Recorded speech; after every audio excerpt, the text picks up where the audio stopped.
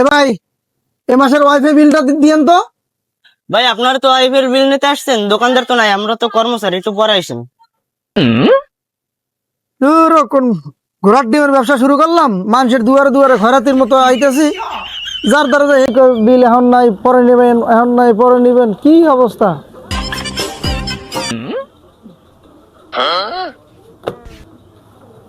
ভাই আছেন দোকানে? আচ্ছা ভাই, এ মাসের ওয়াইফাই বিলটা দিয়েন তো ভাই। ভাই ওয়াইফাই বিল নেওয়ার জন্য আসছেন? একটু দাঁড়ান, দিচ্ছি।